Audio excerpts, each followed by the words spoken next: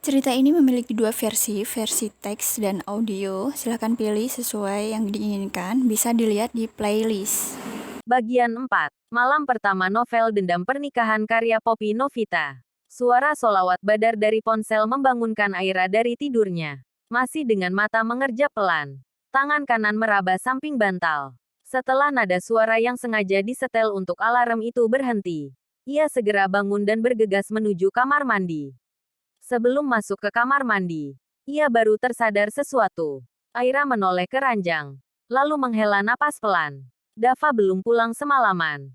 Bahkan sampai sekarang, 3 hari semenjak pesta pernikahan, pertengkaran selalu terjadi dan berakhir Dava akan keluar rumah dan pulang subuh atau pagi. Apa memang seperti itu caranya saat marah?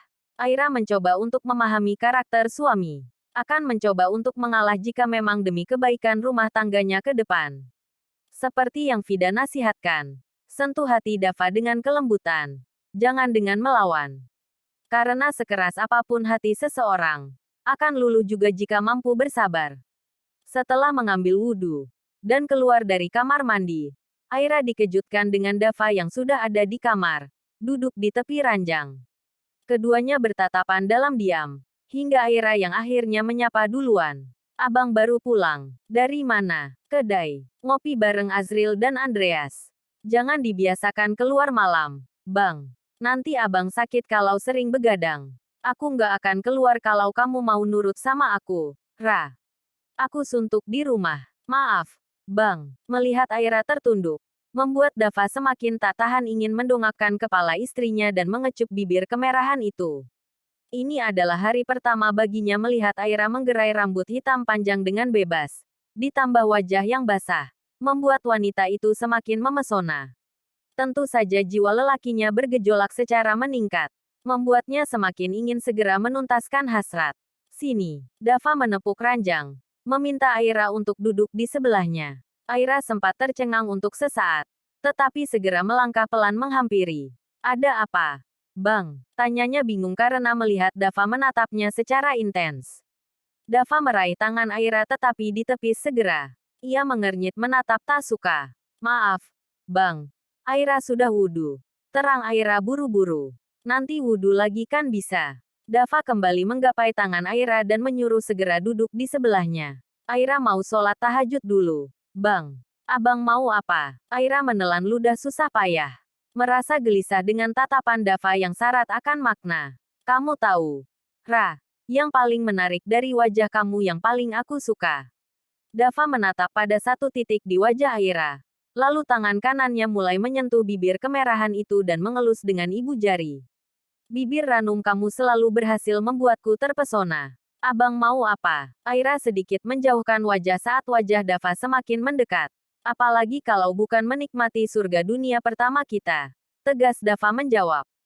Maaf, Bang. Tapi aku belum minum pil kebonnya. Aira tertunduk dengan menggigit bibir bawah. Ada rasa bersalah juga gelisah. Nanti kamu minum setelah berhubungan. Dava menyingkirkan anak rambut di pipi Aira lalu kembali mendekatkan wajahnya. Tapi nanti kalau nggak berhasil bagaimana? Bang, Aira minum dulu pilnya. Ya, besok-besok saja abang mintanya. Wajah Aira sudah berubah pias. Karena cemas. Dava menyeringai dengan tatapan yang mampu melemahkan seluruh tubuh Aira saat itu juga. Kamu bisa minum nanti setelah berhubungan, Ra. Sekarang kita lakukan dulu saja. Aku juga akan pakai pengaman. Jangan menyuruhku untuk menahan lagi. Aku sudah nggak kuat. Bisiknya lembut tepat di telinga Aira.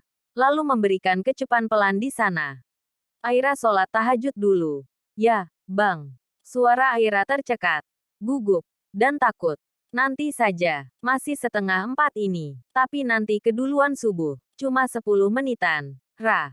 Tidak butuh waktu sampai berjam-jam untuk kita berhubungan. Dava mengangkat wajah dari ceruk leher Aira dan menatap wanitanya lembut. Jangan menolak lagi. Tapi, Bang, Aira takut. Senyum Dava mengembang. Aku akan melakukannya dengan lembut. Percayalah. Mahkota telah diberikan. Kesempurnaan sebagai seorang istri telah dilaksanakan. Janji dan sumpah pada diri sendiri telah diikrarkan dalam hati. Bahwa hidup matinya akan terus berbakti kepada suami. Mempertahankan rumah tangga. Apapun yang akan terjadi nanti. Terus memperbaiki diri juga bersikap patuh. Agar hati yang sekeras batu itu melebur. Hingga yang diharapkan terkabul. 10 menit yang Dava bilang. Nyatanya hampir 1 jam waktu dihabiskan. Aira bangun dan membuka laci. Mengambil pil kebon lalu menelannya dengan air putih yang sudah tersedia di meja. Meski hati sedikit berat, tetapi ia sudah bertekad. Suara azan subuh telah berkumandang. Dengan sedikit berat menahan tubuh, Aira melangkah gontai menuju kamar mandi. Abang, buruan mandi. Suara Aira membangunkan Dava yang masih terbaring di ranjang. Dava hanya menggeliat lalu memeluk guling erat. Abang, sudah azan subuh. Sambil mengeringkan rambut dengan hair dryer, Aira terus berusaha membangunkan. Hanya suara bergumam sebagai jawaban yang Dava berikan. Abang, sudah subuh, mandi dan sholat subuh dulu. Nanti tidur lagi.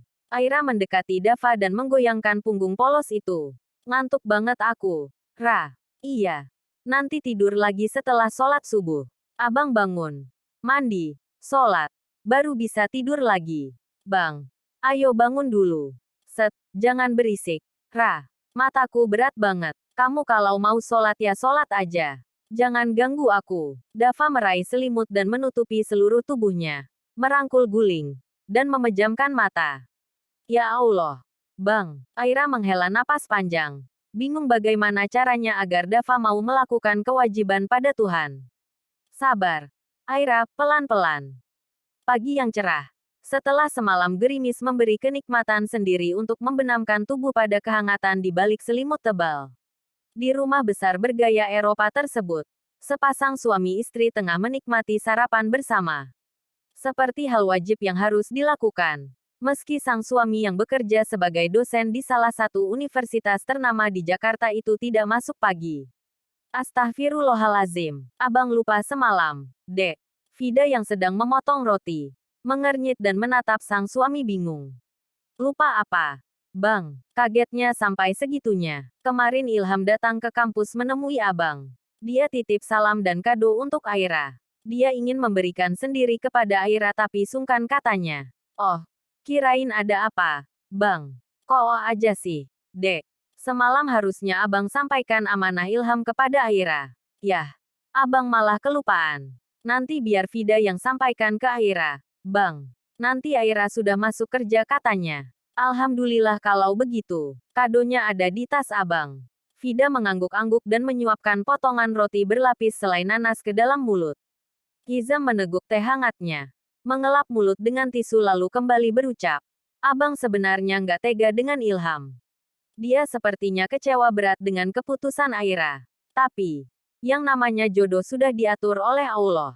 Mau bagaimana lagi? Vida sebenarnya juga sangat menyayangkan pilihan Aira. Padahal, Ilham terlihat lebih beragama dibanding Dava.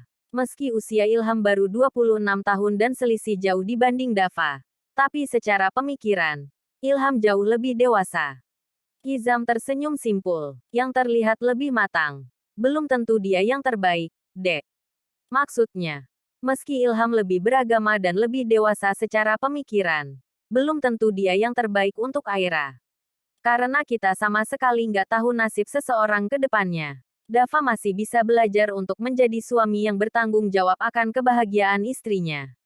Kenyataannya, Dava itu masih seperti bocah. Tukas Vida dengan wajah ditekuk. Vida kesel sama Dava. Vida nggak rela kalau Aira disakiti seperti itu. Suami macam apa berani mengancam istri begitu? Hizam justru tertawa dan mencubit pelan pipi Vida. Abang gemes lihat wajah adek cemberut gitu. Abang. Ih, Vida mengulung senyum sambil memasukkan potongan roti lagi ke dalam mulut. Kita bantu doa saja. Semoga Allah memberikan hidayah kepada Dava. Nggak ada yang nggak mungkin di dunia ini jika Allah sudah berkehendak. Allah maha membolak-balikkan hati seseorang. Vida mengangguk-angguk. Iya, Bang. Dan semoga Aira bisa tabah dengan semua cobaan rumah tangganya. Aira pasti bisa. Apa sih yang nggak bisa jika di hati sudah ada cinta?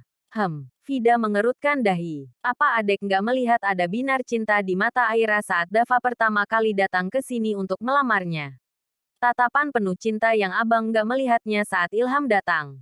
Binar cinta yang sama persis abang lihat saat pertama kali datang melamar adek. Hizam mengedipkan mata. menggoda sang istri yang wajahnya sudah berubah kemerah-merahan. Abang mulai genitnya. Vida tak kuasa menahan senyum. Mengingat 10 tahun lalu saat pertama kali ia dilamar oleh Hizam. Getaran-getaran cinta yang entah bagaimana sebabnya bisa muncul begitu saja.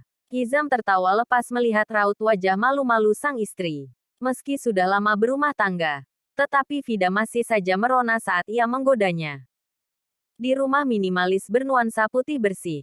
Di dalamnya hanya dihuni oleh sepasang suami istri itu tampak sunyi. Aira sudah selesai memasak untuk sarapan. Juga sudah selesai berganti pakaian untuk berangkat kerja di minimarket milik Vida setelah 5 hari cuti menikah. Aira melirik Dava yang masih terlelap di ranjang. Sudah jam 7:30. Dan Aira harus segera berangkat. Ia berdiri dari kursi meja rias. Dan duduk di tepi ranjang. Tidak ingin membangunkan tetapi juga tidak mungkin keluar rumah tanpa pamitan. Abang, Aira mau berangkat kerja. Bang. Sentuhan lembut Aira berikan di lengan Dava. Dava hanya menarik napas panjang dan menggeliat pelan. Aira sudah masak nasi goreng sama martabak mie tadi. Semua ada di meja. Nanti kalau abang lapar, tinggal panasin. Aira berangkat kerja dulu. Ya, bang. Aira mengusap lembut rambut hitam tebal Dava. Dava mengerjap pelan dan mengusap wajahnya secara kasar. Kamu sudah mulai kerja hari ini? Tanyanya dan bangun. Bersandar di kepala ranjang. Iya, nggak enak rasanya dengan Teh Vida kalau terlalu lama cuti. Masuk jam berapa? Jam 8. Makanya sekarang mau berangkat. Kalau telat nggak dimarahi. Kan? Tangan Dava terulur menyentuh pipi Aira. Ya nggak, tapi rasanya nggak enak saja kalau telat. Dia pasti mengerti kalau kamu telat. Hari ini telat sedikit nggak apa-apa, kan? Nanti aku yang antar. Dava mengusap pelan pipi Aira lalu beralih ke bibir yang sudah dilapisi lipstik merah muda. Bagi Dava, justru terlihat semakin menggoda. Maksud abang, abang mau mandi dan siap-siap dulu baru antar Aira. Iya, tapi setelah apa? Bang, Aira mengernyit bingung. Ketika Dava justru mendekatkan wajahnya. Setelah melayaniku.